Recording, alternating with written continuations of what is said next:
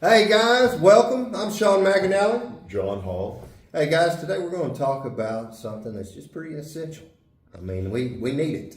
And without it, it's going to have a big problem, right? Right. Yeah, but today we're going to talk about minerals. Dr. Hall is going to enlighten us on how necessary they are, what they're for, and probably a little bit about what might happen if we didn't have them, right? Mm-hmm. And Yeah. and how to be sure we get enough. That's probably the key, because from what I understand and what I've been reading, it's getting, the ground's getting depleted of them. And if it's not in the ground, it doesn't get in the plant, don't get in the plant, don't get nuts or cow or whatever else eats the plant, right? That we eat. That's right. But, yeah, it's just how it is. Dr. Hall, teach us something. Okay. Well, minerals are inorganic. So in other words, they're not organic molecules. So organic molecules we think of with life, they're carbon, they have carbon and hydrogen. Usually they have oxygen and nitrogen and others. So inorganic doesn't have carbon or hydrogen like that. So, and they're essential nutrients. So when you hear essential amino acids, essential nutrients, essential this or that, when you're talking about nutrition, that means that the only way you can get it is you have to get it in your diet. That's what it means. So we can produce certain amino acids, but there are some amino acids our bodies can't produce. We have to get them in our diet, so they're called essential. Well, we don't make. There's not a living thing out there. There's not a plant. There's not an animal or anything that makes a mineral. You got to get them out of the ground, and so. So the plant has to get them out of the ground, and then we eat the plant, or we eat the animal, like you said, that eats the plant. But they're essential nutrients because the only way we can get them is in our diets. So that's what essential means in that regard. And that's what minerals are. They're essential nutrients, and they're also essential in the normal sense of the term because we need them to be healthy. And they do lots of things. There are a lot of different things, and they're important. We'll talk about just some of them.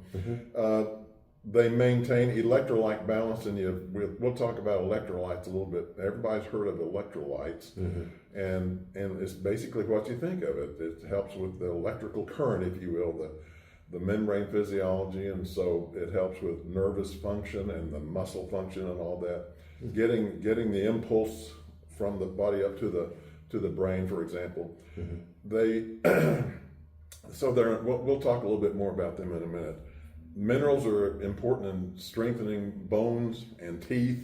They're important for energy, for metabolism, and I already mentioned contracting muscle, calcium, and others, magnesium, but calcium we always think of sodium and potassium with that, but calcium's important in muscle, and Magnesium too. Yeah, magnesium, and immunity and all that, and lots of different things. We think of iodine, for example, in the thyroid function and all that, and goiter. People that have goiter, you don't see that so much. I remember when I was a kid, we had a friend of mine had goiter, and so that was even rare back then. What is that? Well, when they got a big lump in their neck because the thyroid has gotten bigger because it's trying to get big enough to produce enough thyroxine and all I got that. you. So I got you. It's a sign of hypothyroidism, so you don't have enough iodine, basically. I got you. And so they do a lot, convert food to energy, and they're important in cellular repair and all that.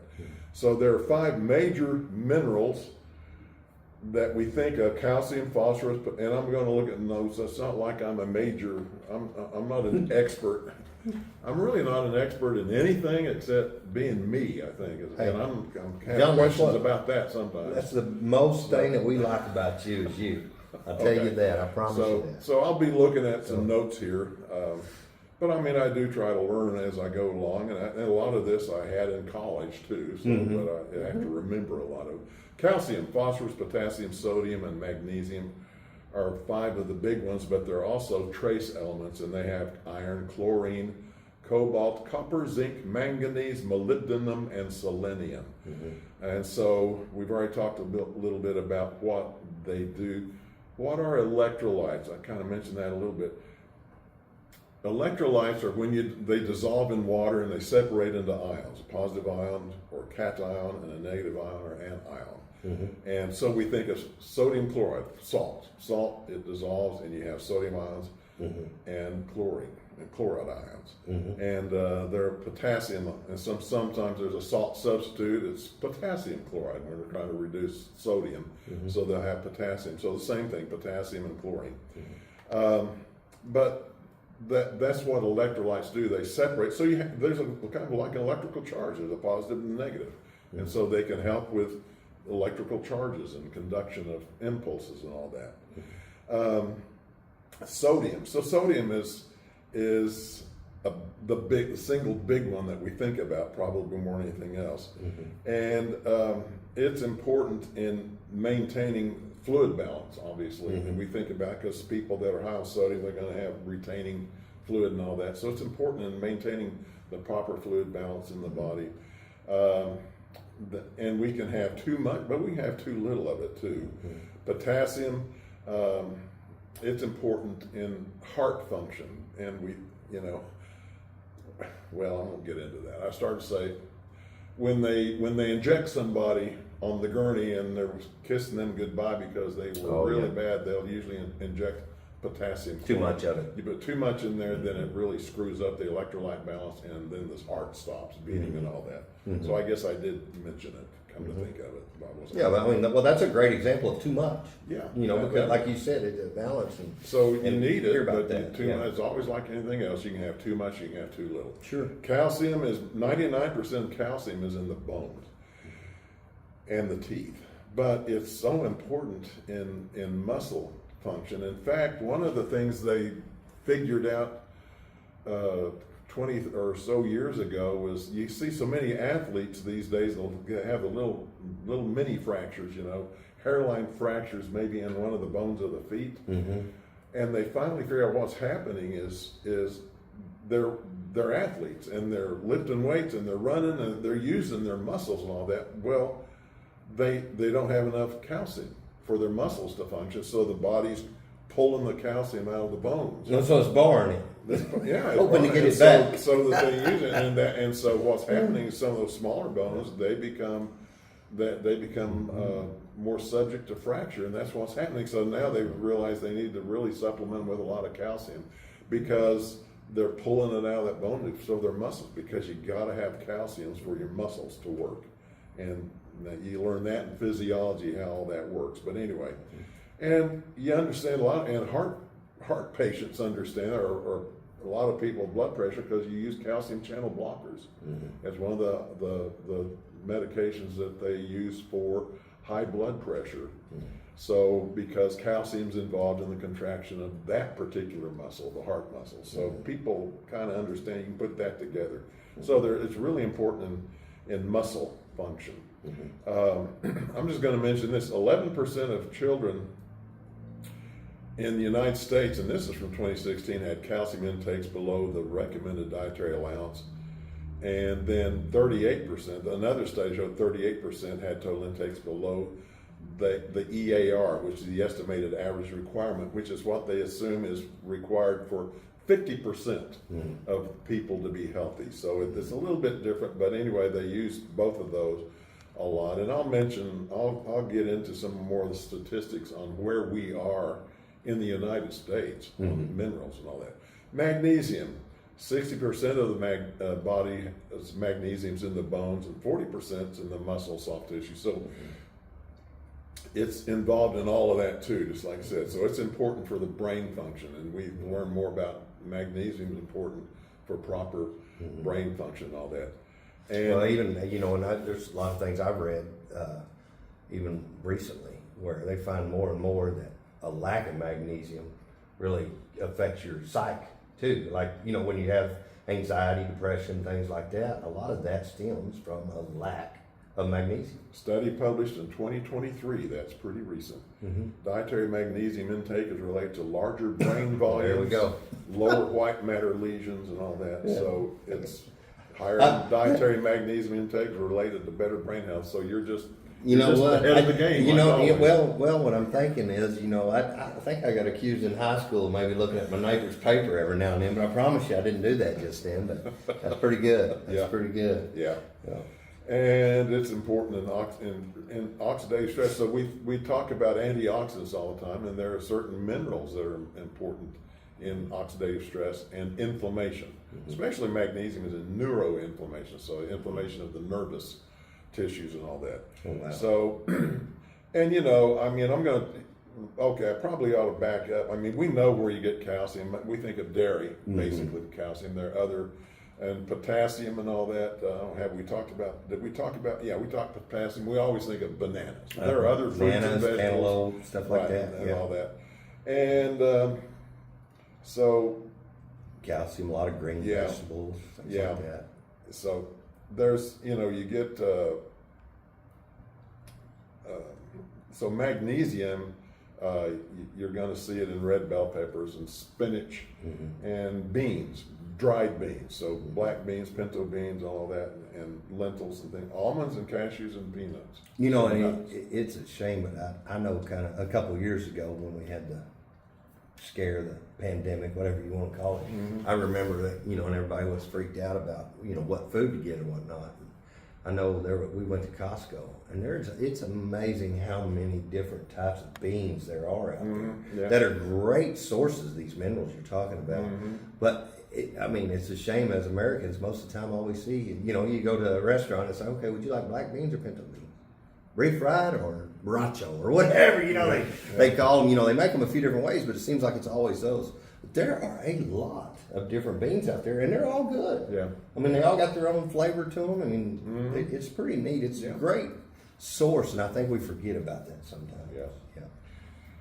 About half of the population of the United States consumes less than the recommended amount of magnesium from food. Okay.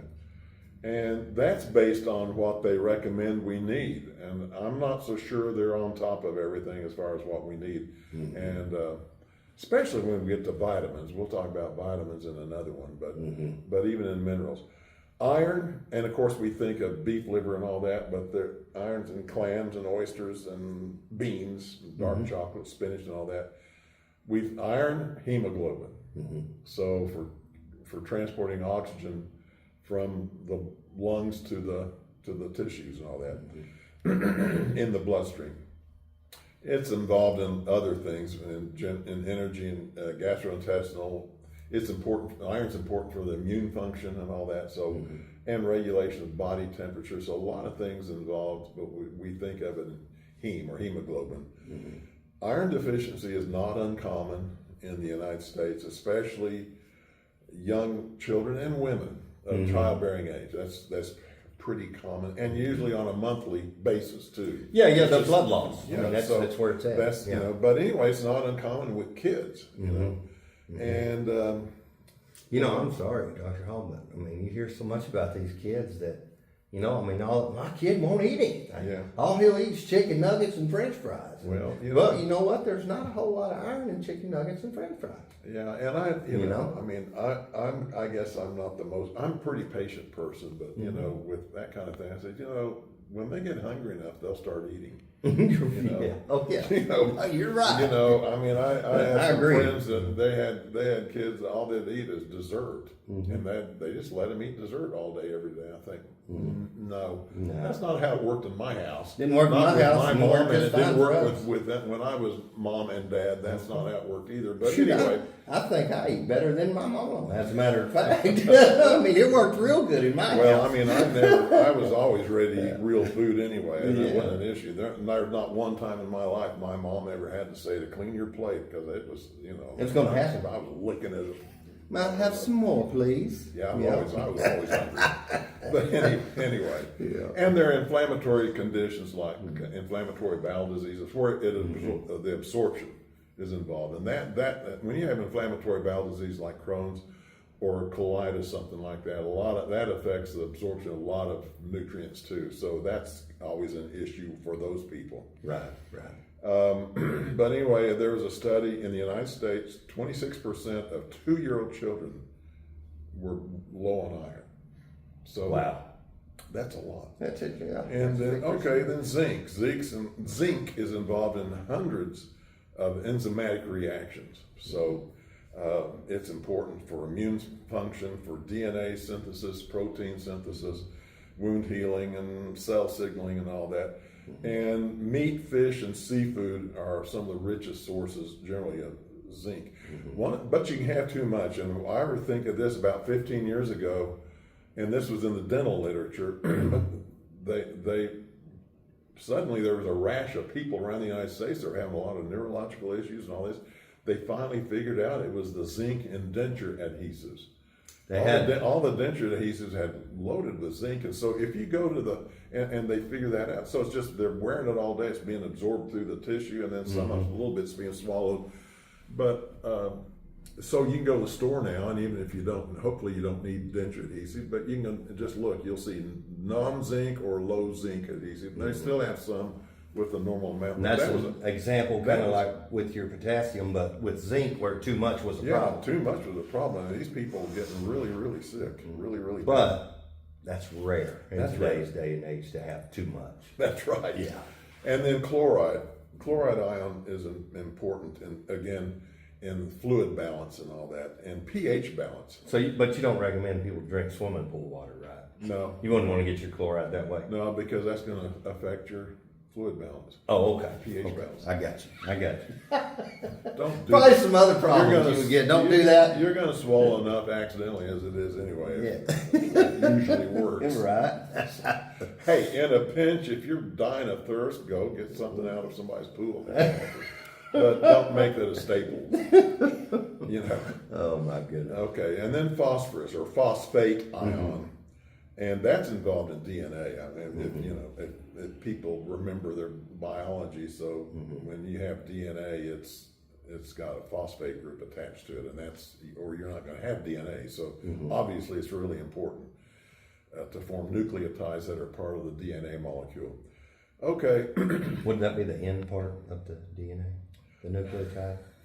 No. Oh, okay. I'm just asking.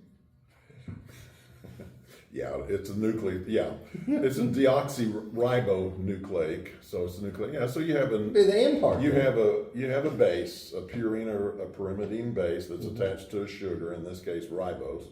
So in RNA it's ribose. In DNA it's a ribose with an oxygen missing, so we call it deoxyribo, or they say desoxy in England, but that's over there. They don't talk right anyhow. I haven't figured out. I'm still waiting for the British to learn how to speak English. I know. I've about given up on that one. and then so that's a nucleoside. Then when you throw a phosphate and attach it, that's a nucleotide, and then you have nucleotides that form DNA or RNA. I got you. And so anyway, so they're important. Obviously, the phosphates are important, or we ain't around. So we gotta have DNA. Okay, here's some statistics now, and I'm going to show you some statistics about how we tend to be a little bit low on minerals everywhere, but even in the United States.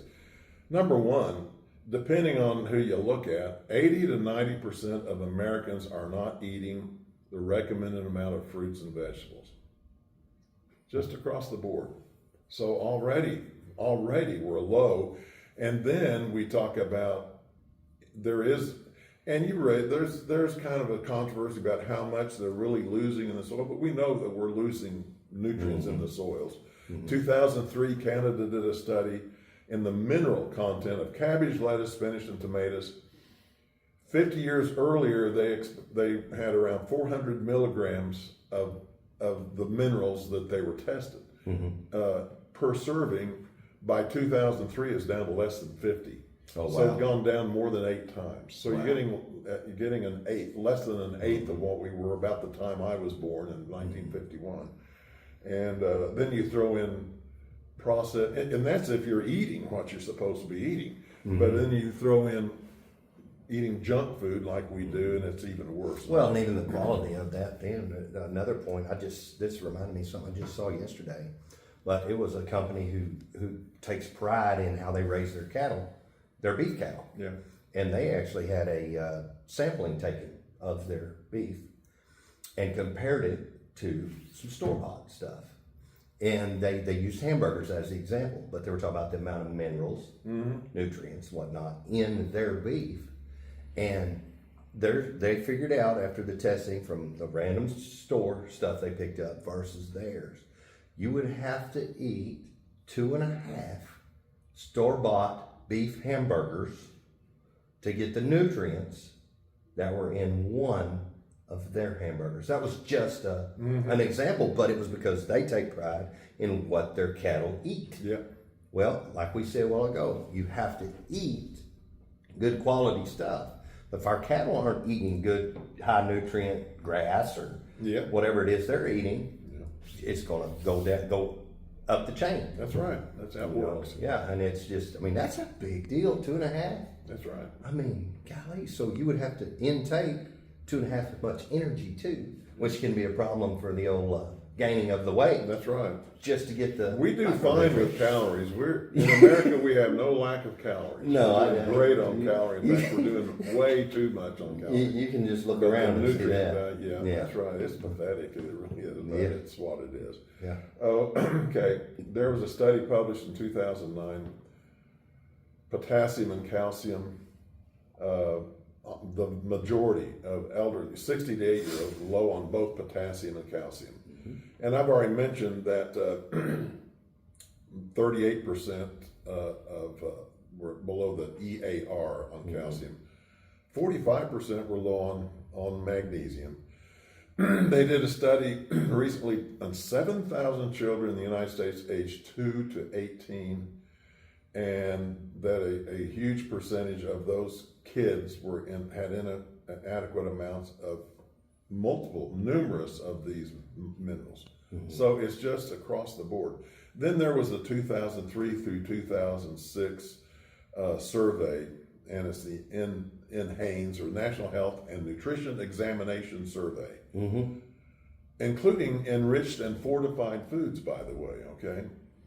And so they showed that we're just low on so many. So on calcium, one of the really important ones, and this is people older than 19 years, okay, so adults.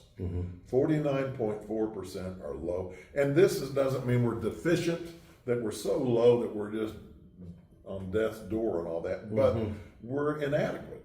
They talk about deficiency, they talk about inadequacies. Well, we're not really deficient so much in minerals and vitamins, but we're inadequate, which means that we're not going to see frank disease necessarily, but we're seeing signs and symptoms. We don't have the energy. We don't feel quite as well. We don't have a little brain fog. Our brain's not functioning quite as well. I mean, I'm running on all 8 cylinders. That's right. Yeah. And so 49.4% low on calcium. Only 8% are low on iron, so that's pretty good, but that's still 1 out of 12. But I already mentioned that 26% of 2-year-olds were low on iron in the United States. Magnesium, 61% are low on magnesium. And another thing I'll throw out there too, being low on magnesium extremely affects your sleep. Yeah. Like your ability to sleep good at night, and that's a big problem. Yeah, and that goes back to brain function and all that stuff. Yeah. So, and that's right. Potassium, 97.6%. Well, they even tested all age groups. Everybody was right around 97, 98% low on potassium. Zinc, 12%. So 1 out of 8. So some of the really important minerals,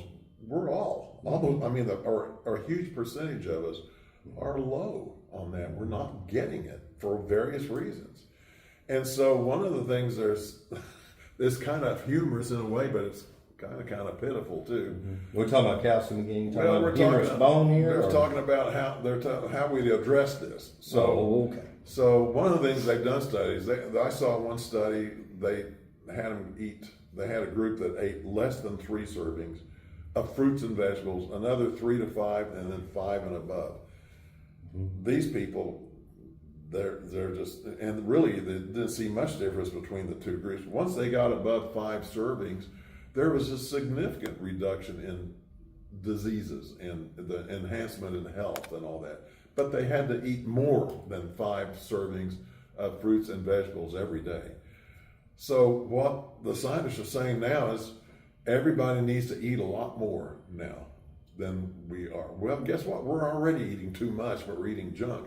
Yeah. But we're not eating. It, Most of us aren't eating the right amount anyway. It's not practical to expect people no, to eat. and it's terrible for them to make a statement like that because it's incomplete. Well, go back to the Canada study Yeah, where yeah. it's gone down by 8 times. So now Yeah. you expect us to eat 40 or 45 servings. No, of vegetables. and the thing about it is that's an incomplete statement. We don't need any more of what we're eating. We need to eat better. Yeah. And we need So to eat we need more to eat better more food. of the right Yeah. foods, but we're not getting enough, Yeah. even if we do. Yeah. So to me, the answer is we need to eat the right foods. We need to eat a good amount of the Mm-hmm. right foods, but then we need to supplement our diets Somehow. with good Supplements. mineral That's right. supplements in this. That's right. You know, and that's just the way. And they it need to is. be high quality ones too. Yeah. And it doesn't mean if you're low on iron, you chew on a brake rudder. That's not No, going to no, it work. doesn't Wrong work kind of that way. iron. You know, So anyway, it's the not very soluble for us that way, is it? practical. What's practical Yeah. is eat as well as you can, but we need to supplement. And That's that's just the way it is. That's Yeah. the message. Yeah. That's the message that you get out of all of this. So anyway, that's it as far as I have it on the minerals. Okay. Thanks, Dr. Hall. Well, guys, we hope that you learned something from this today. We hope that you can take this information and better your health because that's why we do this. And we just, we just want you to feel good because we know we want to feel good, right, Dr. Hall? I like feeling good. Yeah, I do like too. feeling well. I do too. And guys, we got to take care of ourselves. We do have to supplement our diets just because the food quality is down and it's not getting any better. So keep that in mind in the future. Until next time, I'm Sean McAnally. John Hall. This is For the Health of It.